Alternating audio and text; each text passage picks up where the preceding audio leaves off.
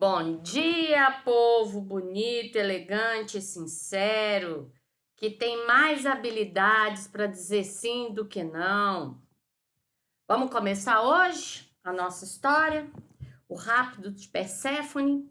Antes de começar a falar da história para vocês, eu quero dizer o seguinte: Hades era o deus do submundo, mas não quer dizer que Hades seja um demônio. Hades era um deus do submundo que era visto com maus olhos, realmente. Mas ele não era um demônio. Ele era caprichoso, cheio de vontade, terrível, vingativo, tal como todos os outros. Talvez ele fosse tão vingativo quanto o próprio Zeus, tá? Mas o fato dele estar no submundo deixava ele com que as pessoas gostassem menos dele ainda, tá? Outra coisa que eu queria falar para vocês é que a mitologia grega ela é tão importante que a galera, antes do primeiro filósofo, que foi Tales de Mileto, que é pré-socrático, ou seja, eles vieram antes de Sócrates, as pessoas pensavam e explicavam o mundo a partir dos mitos da mitologia grega. Se houve uma chuva muito forte, se o mar teve uma ressaca, era tudo culpa dos deuses. Tudo se explicava a partir da mitologia. As pessoas começaram a questionar o mundo e pensar com a razão a partir do primeiro filósofo, que foi Tales de Mileto, que era um grande matemático também, tá? Então vamos lá. Antes de a gente entrar na história, é necessário eu fazer um adendo, um retorno, um flashback com vocês, para explicar um pouquinho essa história. O seguinte, vocês lembram que Zeus, que era filho de Cronos, que comia todos os seus filhos, ficava sempre no seu ventre, e que rei e a mãe de Zeus falou: não, o último você não vai comer, escondeu o filho, né? E Zeus insurgiu contra o pai, o derrotou e mandou para o submundo, né? Com a ajuda de Metis. Vocês lembram? Então eles tiveram 6 filhos. Héstia, Deméter, Hera, Zeus, Poseidon e Hades. Zeus, quando ele derrota o pai, com a ajuda de Metis, que viria a ser sua primeira esposa, o deus do Olimpo dividiu o mundo da seguinte forma: Zeus ficaria com o Olimpo e seria o deus mais importante. Poseidon ficaria com os mares e Hades ficaria com o mundo dos mortos, seria odiado por todos, né? Mas volto a falar, gente, não comparem dizer Hades com o demônio. Não tem essa relação, tá? Bom, esse retorno foi necessário para explicar que Perséfone, de quem que Perséfone é filha, né? Perséfone é filha de um incesto, que a junção de 2 irmãos, né? Deméter e Zeus eram irmãos, beleza? Estão lembrando? Zeus era o maior safado do Olimpo, que não resistia a um rabo de saia. Depois de engolir Metis, sua primeira esposa, porque ele, assim como seu pai, ele também temia que a sua primeira filha, que seria Atena, seria tão menos sábia do que ele engoliu a mulher dele viva, a primeira esposa, que foi Metis, que o ajudou a derrotar seu pai. Vocês lembram que eu acabei de falar? Bom, desse ato sexual, que de algumas versões diz que foi um estupro, nasceu Perséfone, né? Deméter, temendo os muitos assédios que Perséfone sofria, porque também era uma deusa belíssima, resolveu proteger a filha com todas as suas forças. E Tebendo, sabendo do que Zeus seria capaz, né? E ela sempre tratava a Perséfone como uma criança. Ela não tornou a Perséfone uma mulher indefesa e infantil. Parece que muitos pais e mães, né, na ânsia de proteger seus filhos, acaba estragando, né? Isso aí não mudou muito assim, não. Bom, agora nós vamos entrar na história principal, bora? O vulcão Etna se encontrava em plena erupção, sinal de que Tifão, que era um monstro terrível aprisionado por Zeus, estava muito descontente. A fúria de Tifão causava muitos tremores na terra, o que preocupou Hades, o deus do submundo. Gente, existem versões também dessa história que diz que Zeus derrotou Tifão e, para comemorar esse feito, ele promoveu um banquete no Olimpo. Só que Hades não foi convidado. E como ele já ouvia tudo o que aconteceu, ele subiu ao Monte Olimpo, chegou lá e Zeus dá uma desculpa esfarrapada para ele, que não tinha chamado e tal. Mas Hades sabia, briga com Zeus, porque Zeus realmente ele era terrível, né? Ele era muito egoísta. E ele tinha deixado Hades realmente para trás, né? Ele tinha deixado tudo de pior para Hades. Mas ele acha muito bom, porque tanto nessa história que eu vou contar para vocês, quanto em outras versões, o que faz com que Hades saia do submundo e vá para o mundo dos vivos é essa questão com Tifão. Tifão fazia muito barulho e a terra começou a tremer. E o Hades tinha medo de que esse tremor causasse uma rachadura no solo e que essa rachadura levasse luz para o submundo, para o mundo dos mortos, o que não podia acontecer. Gente, essa rachadura, esse tremor, lembra o quê? O que que lembra para vocês? Terremoto, né? Então, se houvesse um terremoto na Grécia Antiga, como que as pessoas iriam explicar? Que Tifão estava furioso, que houve uma briga, eles iriam explicar dessa maneira. Não iria, eles não tinham menor noção de que era apenas uma movimentação das placas tectônicas, tá? Bom, vamos lá. Nessa sua excursão ao mundo dos vivos, Hades nota a presença de Perséfone e o seu coração gelado pela primeira vez descongela. Aí a gente vai ver o seguinte: mesmo as pessoas mais malvadas, elas se apaixonam, né? E esse é um amor belo, belo, porque Hades, assim como a deusa Atenas e Artemis, ele também não estava pronto para o amor. E isso, gente, provocava muito Afrodite, a deusa do amor, e seu filho Eros, que quer dizer amor em romano, né? Romanos se referiam a Eros como amor. Bom, Afrodite e seu filho Eros estavam se sentindo ofendidos pelas deusas Atenas e Artemis, que eram virgens e puras, e se negavam aos impulsos do amor, temendo que a deusa Perséfone fosse seguir o mesmo caminho das deusas, resolveram juntar Hades e Perséfone. Por quê? Porque os dois já tinham percebido o interesse de Hades por Perséfone. Mas vocês acham que esse era um amor possível? Perséfone vivia no mundo dos vivos. Era uma moça super protegida pela mãe, que era uma deusa. Hades era deus do submundo, vivia no mundo inferior, no mundo dos mortos. Será possível essa união? Vamos ver, né?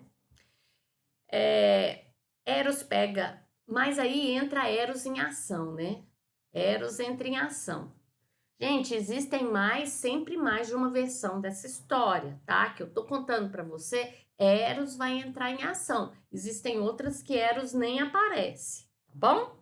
Bom, Eros pega sua melhor flecha e acerta Hades, que não percebe nada, mas ele fica completamente apaixonado por Perséfone. Bom, ao se aproximar de Perséfone, Hades a agarra e vê o chão abrir. Literalmente, gente, o chão se abre e os dois vão direto para o submundo. Quando chega no submundo, no mundo dos mortos, Perséfone começou a observar tudo ao seu redor.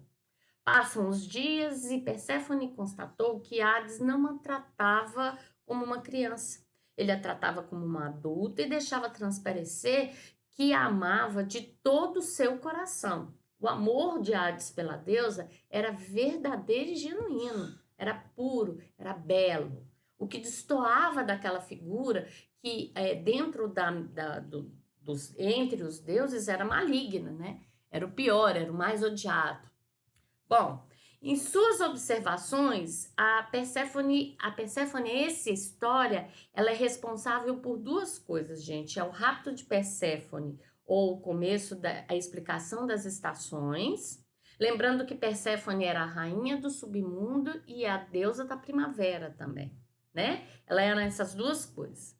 Perséfone, essa história vai dar origem também a duas coisas. Ao paraíso, que é o Campos Elíseos, é uma espécie de paraíso, e o Tártaro, que é um mundo inferior, onde as pessoas ficam vagando e sofrendo, que é uma espécie de inferno, né? Bom, em suas observações, Perséfone perguntou o motivo de todas aquelas pessoas estarem juntas no mesmo local no mundo dos mortos. Pois havia muitas pessoas. Vocês lembram que eu falei para vocês que havia, no sentido de existir, nunca vai para o plural? Já ia falar, haviam aqui de novo. Machuca, maltrata, mas não assassina a língua portuguesa. O verbo haver, no sentido de existir, não vai para o plural. Havia 300 alunos no Colégio Estadual Dom Abel, certo? Beleza? Vamos voltar para a história.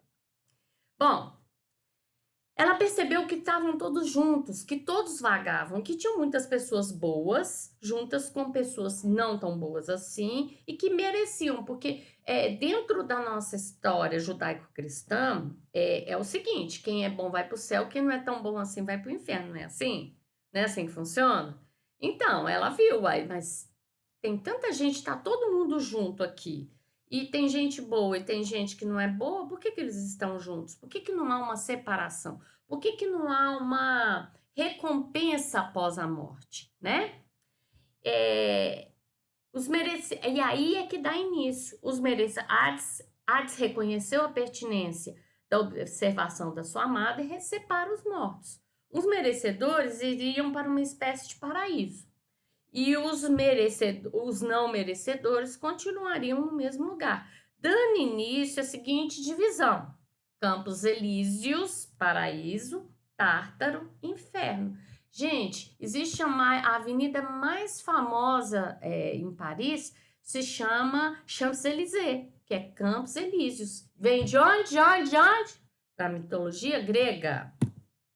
Bom, Deméter, mãe de Perséfone, que é louca com a filha, né? Que é a deusa da agricultura e da colheita, tá? E não conseguia encontrar sua filha, entrou em total desespero, passando a procurá-la pelo mundo afora. Nessas suas andanças, Deméter encontrou-se com Hélio, que é o deus do sol, e o Hélio revelou para Deméter que viu Hades levando sua filha para o mundo dos mortos. Gente, quando a Deméter ficou sabendo disso, ela ficou enlouquecida. Lembrando a vocês, Deméter, deusa da agricultura e da colheita. Enquanto ela estava procurando a filha, ela largou suas obrigações. A terra começou a ficar seca, as colheitas começaram a se perder. A terra começou a passar por vários problemas. Se a terra estava passando por vários problemas, a terra não iria produzir. Se não produzisse alimento, o que ia acontecer? Os humanos iriam morrer de fome, né? Então, Deméter ficou louca. Aí, quando ela soube disso, ela foi aonde? Onde que ela podia ir? Quem podia resolver o problema dela? Zeus. Ela foi atrás de Zeus e falou assim: olha, eu exijo que você vá lá no submundo e fale com aquele canalha, aquele cachorro sem vergonha daquele Hades e que traga minha filha de volta. Aí Zeus falou assim: minha irmã, eu sinto muito, mas eu não posso fazer nada. Ele é o Deus do lugar. As regras do lugar são as que ele impõe. Lá eu não tenho nenhum tipo de influência. Eu não posso te ajudar. Deméter, então, que era a deusa da agricultura, falou assim: então eu vou tornar as terras inférteis, causando a fome, e isso vai causar fome e devastação no mundo. Aí Zeus recuou. Ele ficou com medo de que com a ameaça de Perséfone fosse executada, a ameaça de Perséfone, a ameaça de Deméter fosse executada, que a deusa havia deixado de cumprir suas obrigações. E aí ele pensou: como que eu vou resolver esse problema, né? Eu tenho que ir lá no submundo para resgatar a semente, resgatar a Perséfone para que Deméter continue cuidando da terra. Lembrando a vocês o seguinte, gente, que quando se vai para o submundo, a gente já viu que a Psique voltou, a gente já viu que a Eurídice quase voltou. Nós vimos também que vocês vão ver que Hermes vai levar Deméter para o submundo, ou seja, existem alguns vivos que vão para o submundo e que conseguem retornar, tá? Desde que eles não comam nada lá. Nada, eles não podem comer. Se eles comerem alguma coisa, se lhe for oferecida alguma coisa lá, aí não tem jeito de voltar. Bom, Zeus então ordena a Hermes, seu filho, que leve Deméter na presença de Hades e que é para que ela possa resgatar a filha dela, né? Hermes cumpre a pressão, cumpre a missão, como ele sempre fazia, né? Hermes chamado, a gente também pode chamar de motoboy do Olimpo, porque ele era muito rápido e Zeus delegava muitas funções para ele.